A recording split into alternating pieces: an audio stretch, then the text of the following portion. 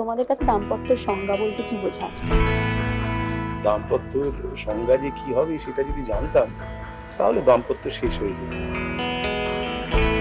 আমার কাছে দাম্পত্য মানে বন্ধুত্ব, আনকন্ডিশনাল লাভ। মঞ্চ হোক বা পর্দা, যাদের অভিনয়ে আপামর দর্শক সমৃদ্ধ হন, আমার সঙ্গে তারাই রয়েছেন সোহিনীদি এবং দেবশঙ্কর দা। তোমাদের প্রথমে নমস্কার। আমরা কমলা নিবাসে রয়েছি। কমলা নিবাস অনেকদিন পর, আমি দেবশঙ্কর দাকে আগে জিজ্ঞাসা করি যে অনেকদিন পর ধারাবাহিকের পর্দায় ফেরা, এবং তোমারও মাঝখানে গুড্ডির পর আবার একটা, এই গল্পটা কোথায় তোমাদের ট্রিগার করলো যে ধারাবাহিকে একসঙ্গে ফেরা? মানে এই গল্পটা বিশেষ করে যে এটা ফেরা গেল তার কারণ হচ্ছে সত্যি এটা গল্পটা একটা টান আছে, ব্যক্তিগতভাবে আমার কাছেও আছে। আমি নিজে তো একটা বড় অনেক মানুষকে নিয়ে বড় হয়েছি, এমন একটা ফ্যামিলিতে থেকেছি। এখানে যে সেই আমার জীবনের গল্পটাই যে হচ্ছে তেমন তো নয়, কিন্তু আমাদের মধ্যবিত্ত ভেতরে যে সংসারের মধ্যে যে দাম্পত্য থাকে, তার যে খুঁটিনাটি থাকে, তার মধ্যে কিছু বিশ্বাস থাকে, বিশ্বাসীনতা থাকে, এই সবগুলোই এই গল্পের মধ্যে কোথাও কোথাও ঘুরে ফিরে আসছে। তো সেই জন্য খুব ভালো লাগছে। কোথাও নিজের চেনা মানুষজনকেও দেখতে পাচ্ছি, বাবা মা ভাই বোন পাড়া প্রতিবেশী, এই সব মিলে যারা দেখছেন এটা আমার ধারণা তাদেরকেও এটা কোথাও প্রভাবিত করবে। এটা এই এমন একটা প্রভাব যেটা আমাদের ভেতরে খেলা করে, ভেতরে থাকে। এটা ঠিক এই মুহূর্তের একটা উন্মাদনার মতন প্রভাব নয়। তাই এটাকে ভালো লাগছে করতে, অভিজ্ঞতা হচ্ছে, অন্যরকম একটা আনন্দ হচ্ছে। আর আমার সঙ্গে যারা অভিনয় করছেন তারাও সকলেই খুব কৃতি ভালো অভিনেতা অভিনেত্রী। তো ফলত বেশ মানে যাকে বলে মজা আনন্দ সবই হচ্ছে। সৈনিধির কাছে আসি। সৈনিধি, এই গল্পটা তোমার আর পাঁচটা গল্প থেকে তোমাকে কিভাবে আলাদা করছে, এবং তোমার কোথায় মনে হলো যে এই এই ধারাবাহিকে ফেরা যায় এরকম একটা গল্প দিয়ে? কারণ এর নাম কমলা নিবাস। আমি এ যাবৎ যা কাজ করেছি টেলিভিশনে, আমার মনে হয় যে সব থেকে বেশি বড় পার্ট বা সেন্ট্রাল জায়গা এখানেই প্রথম। এছাড়াও অনেকগুলো ভালো ভালো কাজ আমি করেছি, তাও এই পুরোটাতে যে আছি এবং পুরোটাতে যে বিভিন্ন বিভিন্ন কি বলবো, কখনো দুঃখ, কখনো হাসি, কখনো বিভিন্ন যে ক্যারেক্টার, একটাই লোক যে বিভিন্ন রকম হচ্ছে, এটা আমার খুব ভালো লেগেছিল। আমাকে পুরো গল্পটা ওরা নেরেট করেছিল, বলেছিল। তো সেইটা আমার খুব ভালো লেগেছিল যে একজন মহিলা, তার এতগুলো বাচ্চা এবং তার সুখী পরিবার, এবং তার বরের সাথে তার এখনো একটা, এতগুলো সন্তানের পরেও এখনো ভালোবাসা অটুট। এই পুরো ব্যাপারটা আমার খুব ভালো লেগেছিল যে একই সঙ্গে আরো আস্তে আস্তে বোঝা যাবে যত গল্প প্রোগ্রেস করবে যে I think it is a very empowering thing. এই যে পার্টটা আমি করছি মহিলা, এই যে যে যে আমার বয়সের যে মহিলাদের জন্য এটা একটা বেশ এম্পাওয়ারিং একটা পার্ট হতে পারে, সেটা আমার লোভ হয়েছিল করার। তো এটা দেখে সবাই কি ভাববে, কি রিয়াকশন, এবং এই যাবৎ যাদের রিয়াকশন পেয়েছি সেগুলো খুবই পজিটিভ। আমাকে রাস্তাঘাটে সব কমলা দি বলে ডাকছে, আমাকে জড়িয়ে ধরে আদর করছেন, ব্লেসিংস দিচ্ছেন, এটা খুব ভালো লাগছে আমার। আচ্ছা, এই যে মধ্যবিত্ত দাম্পত্যের গল্প, এবং যেটা দিয়েই একটা মধ্যবয়স্ক দাম্পত্যকে এগিয়ে নিয়ে যাচ্ছে, যদি তোমাদেরকে জিজ্ঞেস করি তোমাদের কাছে দাম্পত্যের সংজ্ঞা বলতে কি বোঝায়? তো আমি তো ব্যাকরণ বই লিখি না, ভাব সম্প্রসারণও লিখি না। আর দাম্পত্যের সংজ্ঞা যে কি হবে সেটা যদি জানতাম তাহলে দাম্পত্য শেষ হয়ে যেত। হ্যাঁ, তো ফলত দাম্পত্যের সংজ্ঞাটা কি হতে পারে, যদি আমার মাথা এবং বুদ্ধি এই দুটো কাজ করে, তখনও যখন আমি পৃথিবী ছেড়ে চলে যাব তার আগে বলতে পারবো। তার আগে যদি সব গুছিয়ে বলে দিতে পারি তাহলে দাম্পত্য থাকবে বলে আমার মনে হয় না। তবু এই গল্পে মানে এই গল্পের পাঁচিলে দাঁড়িয়ে যদি বলি, তুমি যে প্রশ্নটা করেছো, তাহলে বলবো যেটা এরা বলছেন বা আমরা বলছি এখানে, দাম্পত্যের সংজ্ঞা ওই বিশ্বাস আর ভরসা। কিন্তু বিশ্বাসই বলো আর ভরসা বলো, সেটা তো ঠিক নিরেট পাথর বাটির মতো নয়, পাথরের মতো নয়। ফলত সেগুলো কখনো হাত থেকে পড়ে টাল খায়, কখনো আবার তার ধাক্কাধাক্কি লাগে, আওয়াজ হয়, আবার কখনো এমন নৈঃশব্দ থাকে যে নৈঃশব্দে এর উপস্থিতি টের পাওয়া যায় না। ফলত আমি বলছি যে এই সব মিলেমিশে দাম্পত্যের সংজ্ঞা তৈরি করা যেতে পারে। কোনো জিনিসই হিউম্যান রিলেশন যেখানে আছে বা যেখানে মানবিক সম্পর্কের ঘটনাটা খুব বড় করে জড়িয়ে আছে, সেখানে কোনো জিনিসই সংজ্ঞায়িত করা যায় না আমার মনে হয়। মানে তুমি যাকে একটা কি বলবে ব্যাকরণের পাতা উল্টে উল্টে পড়ে ফেলবে এরকম যদি ভাবো তাহলে ভুল করবে। ওটা পাতা উল্টোতে উল্টোতে উল্টোতে উল্টোতে অনেক অনেকটা দূর অব্দি যেতে হয়, এই আর কি। সৈনিধির কাছে আমার কাছে দাম্পত্য মানে বন্ধুত্ব, আনকন্ডিশনাল লাভ, এই সমস্ত মানে আমার মনে হয় যে একে অপরের পরিপূরক। মানে কিছু বলার আগেই বোঝা বোঝা যাচ্ছে যে অন্য লোকটা কি ভাবছে। এইটা খুব সুন্দর, এটা খুব একটা রেয়ার জিনিস, যেটা এই পাঠটাতেও আছে আর কি দুজনের। যে চোখের দিকে তাকালেই বোঝা যায় সব সময় সব মানে পরস্পরকে শুধু খুশি করতে হচ্ছে না আর কি, মনের মতো কথা সবসময় বলতে হচ্ছে না, কিন্তু তা সত্ত্বেও একটা অপূর্ব বন্ধুত্ব আছে দুজনের মধ্যে, এবং যাই হয়ে যাক দুজন দুজনের পাশে এসে দাঁড়াচ্ছে, এটাই দাম্পত্য। আচ্ছা, দুজন এই প্রথম ধারাবাহিকে একসঙ্গে, এবং হ্যাঁ, আমি যদি বলি সিনেমা বা মঞ্চ সেটা তো রয়েছেই, হ্যাঁ। কিন্তু যখন প্রথমবার আমি সৈনিধিকেও জিজ্ঞেস করি এবং দাদাকেও জিজ্ঞেস করছি যে এই যে একসঙ্গে কাজ করে এটা যখন শুনেছিলে তখন বোধহয় আলাদা একটা আনন্দ ট্রিগার করেছিল সৈনিধি এবং তোমার দেব সর্বদার মধ্যে। আমার আনন্দ নয়, ভয় হয়েছে। কেন? ভয় হয়েছে, ভালো ও তো অনেক বড় অভিনেত্রী, তো ফলে তো বড়দের সঙ্গে বা ভালো যারা ওরে তাদের সঙ্গে বাবা, করতে গেলে তো ভয় হয়, আনন্দ হওয়ার আগে ভয় হয়। আমার ভালো ভয় কথা হয়েছে। বলছে না খারাপ কথা বলছে না, না, বোঝা আমি যায় সত্যি না। কথা বললাম, ভয় হয়েছে, ভয় হয়েছিল।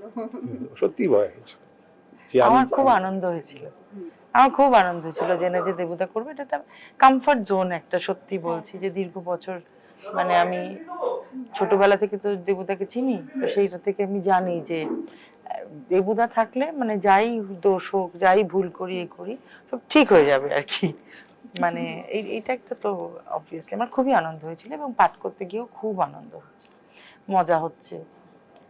আমি অনেক অজস্র ভুলভাল ক্যামেরা এদিক ওদিক দাঁড়াচ্ছি, রাজেন্দা আমাকে সেগুলো করছে, দেবুদা পাশ থেকে মিটি মিটি হাসছে, বেশ বেশ মজা হচ্ছে, খুবই আনন্দ হচ্ছে। ভুল কিছু না, মানে সেটা সত্যি কথা যে ওইটা করতে করতেই তো সবাই মানে আবিষ্কার করে।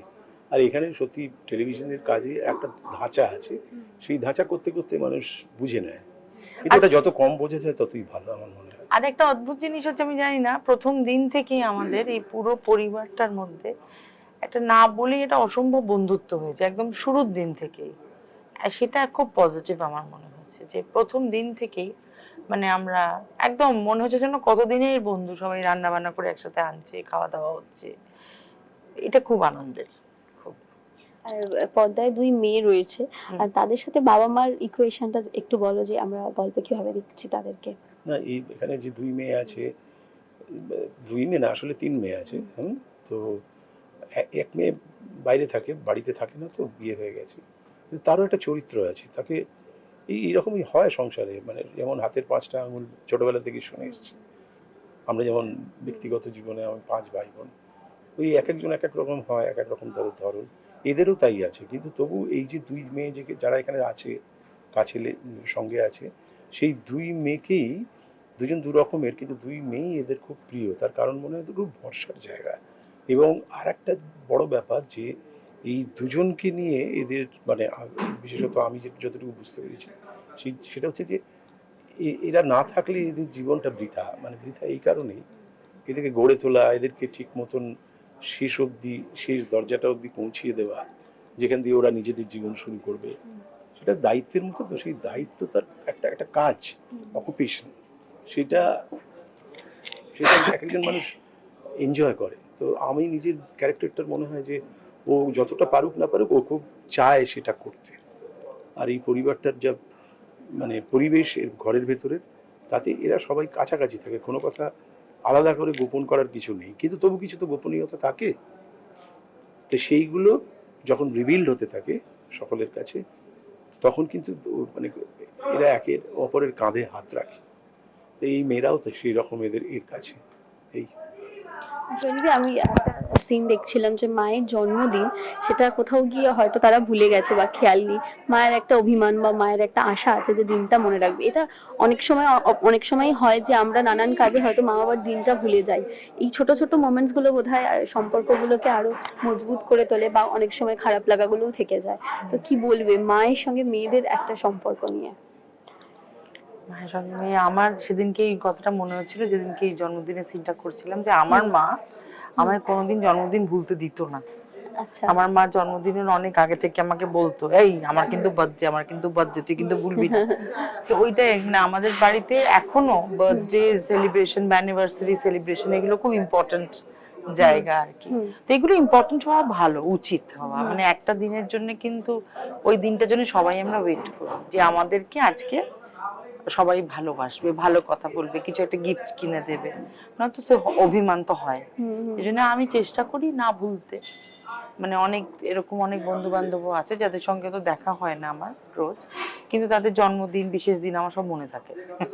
তখন হয়তো কখনো কখনো উইশ করি বা মনে করি যে আচ্ছা আজকের দিনটা এই।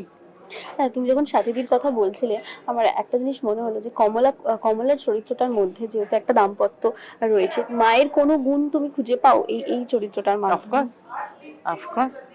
মা সমস্ত কিছু, অনেক সময় অনেক ঝামেলা টামেলার সময় আমি দেখেছি মা অনেক সময় সবকিছু ঠিক করে দিত, ফাইনালি সবটা ব্যালেন্স করে দিত।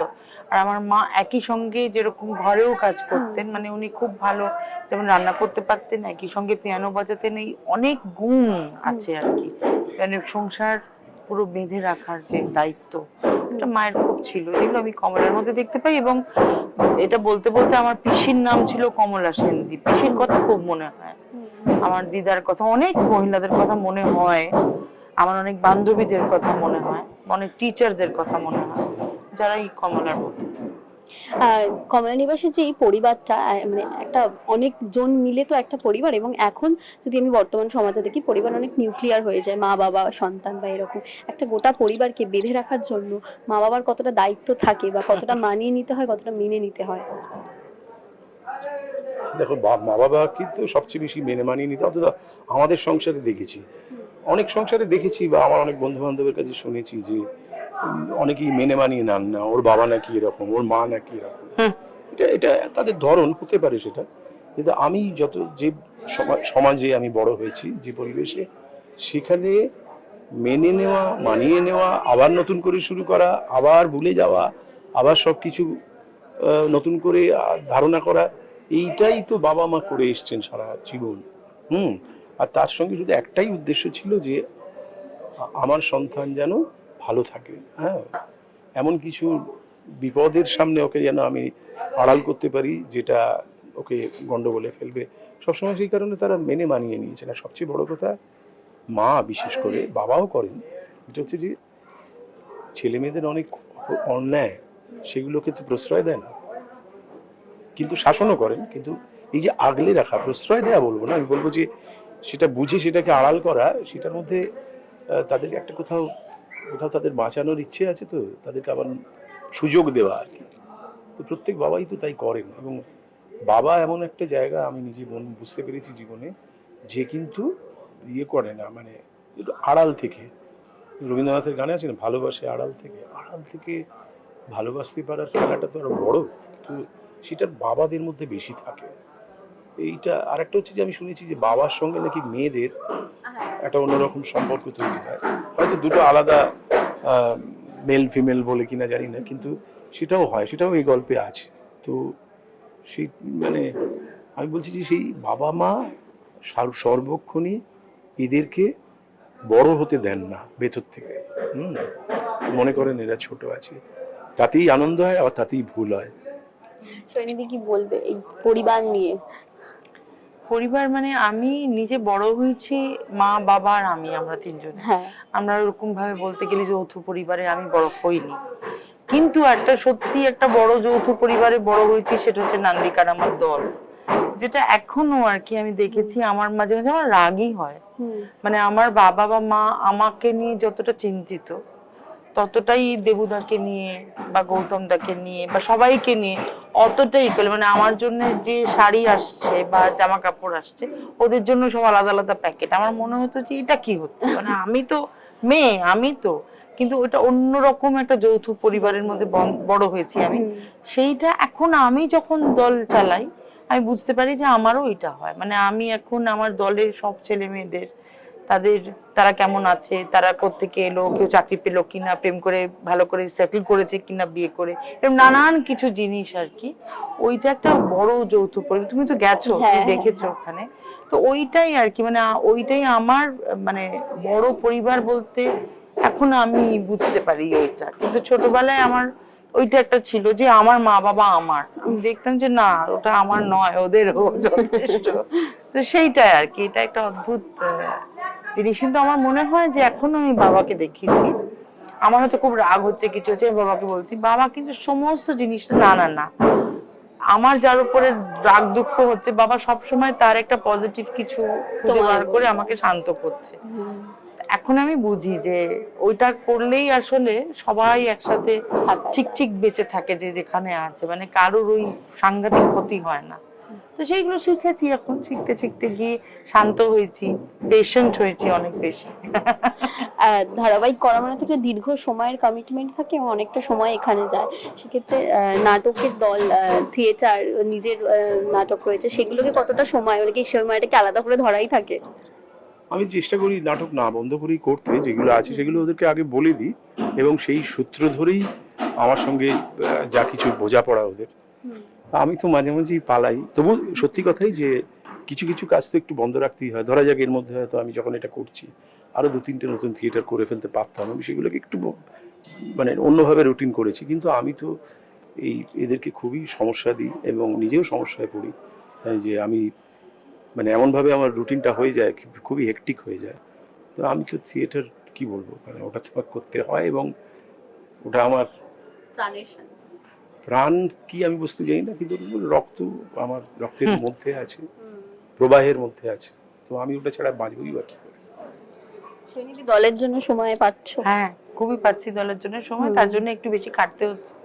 এই যেমন সেদিনকে আমার সারাদিন এখানে শুটিং ছিল, তারপরে সারা রাত ভোর 5টা অবধি আমাদের রিহার্সাল ছিল, তারপরে বাড়ি থেকে একটুখানি ঘুমিয়ে আবার একটা কাজে চলে গেছি। তবে এই ক্ষেত্রে আমি বলতে চাই যে আমি আমার দলের ছেলে মেয়েদের কাছে খুবই কৃতজ্ঞ, কারণ ওরা আমাকে অসম্ভব ভালোবেসে আমাকে আগলে নিয়ে ওরা করে। আমাদের দলেও অনেকে অনেক চাকরি বাকরি করে, তাদেরও সুবিধে হয়, আর এদের কাছেও এরাও কিন্তু আমার সুবিধে অসুবিধে বুঝে আমাকে ওরা ছেড়ে দিচ্ছে। তো সেইটাও আর কি সব মিলিয়ে মিশিয়ে আমার এখন অবধি কোনো অসুবিধা হয়নি, মনেও হয় না হবে। এই সম্প্রতি আমাদের 20শে জুন নতুন নাটক নাম, তো সেটার তো ভালোই প্রস্তুতি চলছে, তো ভালোই হবে, সব ঠিকই হবে একদম। আসলে ব্যাপারটা হচ্ছে যে ওইটা আলাদা এইটা আলাদা ব্যাপারটা তো না। আমরা মানে আমি আমার নিজের কথা বলতে পারি, দেবুদাকেও যা চিনি আমি, যে আমরা যখন যেখানে কাজ করতে যাই, আমি নিজের কথাই বলছি যে আমি যখন যেখানে কাজ করতে যাই সব জায়গাটাতেই নিজের বেস্ট দেওয়ার চেষ্টা করি, ওইটাই। কারণ ওইটা না হলে মুশকিল। থ্যাংক ইউ দুজনকে। এবং শেষে একবার দর্শকদের জন্য কমলা নিবাস নিয়ে কি বলবো? বিশ্বাস রাখুন নিজের ওপর, পাশের মানুষের ওপর। ভরসা রাখুন নিজের ওপর, পাশের মানুষের ওপর। বিশ্বাস আর ভরসার যদি ঠাস বা বুনন থাকে, ওর ওপর দাঁড়িয়ে মানুষ তার নিজের জীবনটাকে সুন্দর করে সকলকে নিয়ে কাটাতে পারে। তাই বলবো যে কমলা নিবাস সেই রকম বিশ্বাস আর ভরসার গল্পই বলে। সবাই মিলে কমলা নিবাস দেখুন, নিজেকে দেখুন। সবাই দেখুন, আমাদের খুব আনন্দ হচ্ছে এখানে শুটিং করে, অপূর্ব সুন্দর পরিবেশ আমাদের এইখানে, নিজেদেরও খুব মানে ভালোবাসা দিয়ে আমরা কাজ করার চেষ্টা করছি। আই এম শিওর আপনাদের সবার খুবই ভালো লাগবে, রোজ দেখবেন, একদিনও মিস করবেন না। অনেক কিছু আরো হবে, অনেক ঘটনা, অনেক গল্প। খুব ভালো থাকবেন সবাই, দেখা হবে সকলের সঙ্গে। টলিউডের লেটেস্ট আপডেট, গসিপ ও এক্সক্লুসিভ ইন্টারভিউ দেখার জন্য এখনই সাবস্ক্রাইব করুন সিটি সিনেমার ইউটিউব চ্যানেল আর ফলো করুন আমাদের ফেসবুক, ইনস্টাগ্রাম ও হোয়াটসঅ্যাপ চ্যানেল।